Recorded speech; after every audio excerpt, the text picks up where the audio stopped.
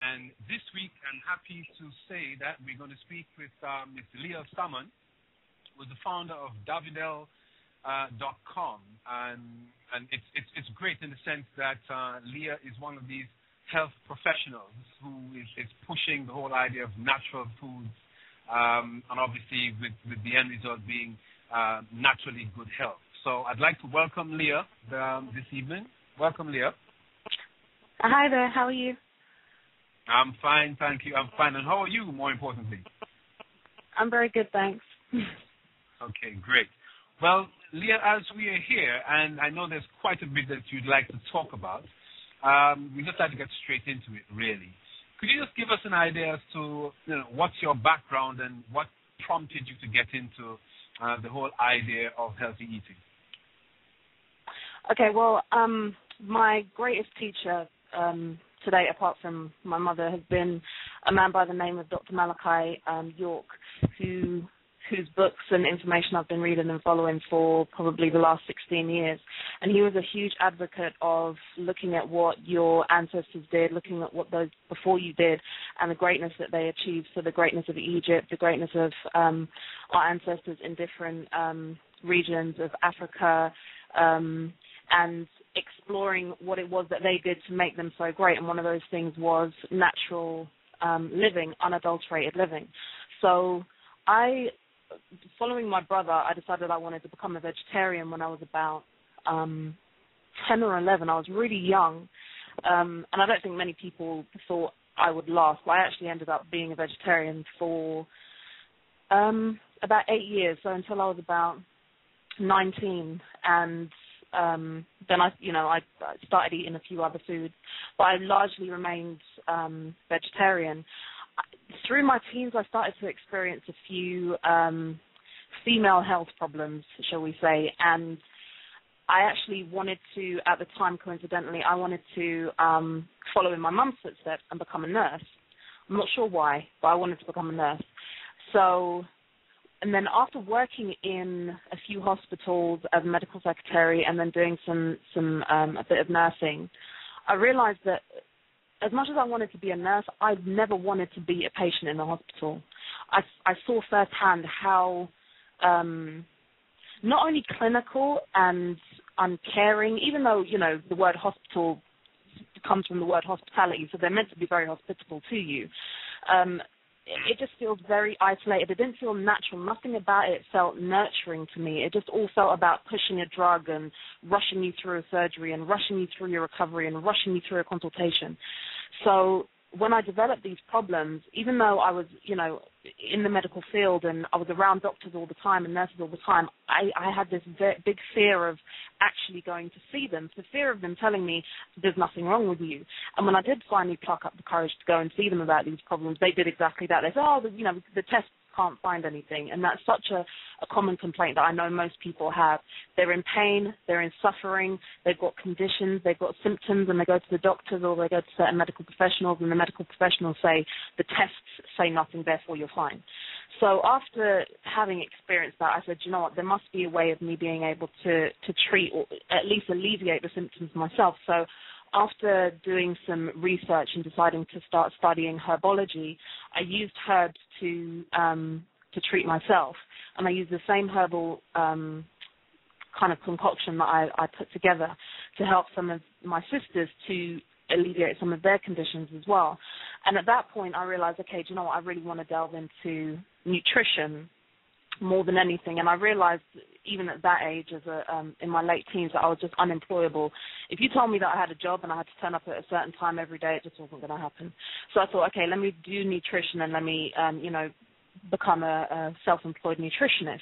And because I was a vegetarian and I had a reasonably good level of health, I thought, well, when people come to me, that's obviously what I'm going to prescribe them. Everyone should be a vegetarian. Everyone should eat like me because I'm doing, well, or what I thought was well at the time.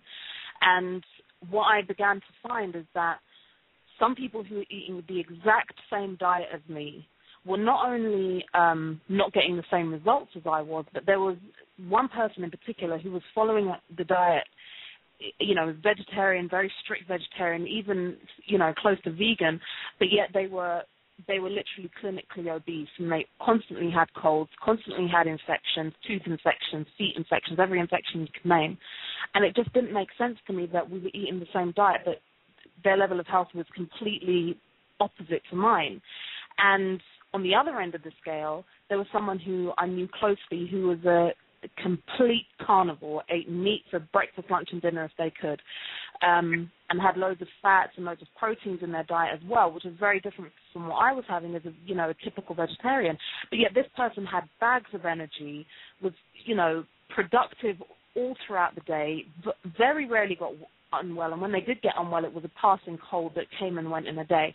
So all of these things started to confuse me. So even though I knew that the natural thing was good and I should remain, with the natural foods and the whole foods, I had to get my head around that part. Why was it that my diet, the diet that I was on, was working well for me? It didn't work well for someone else.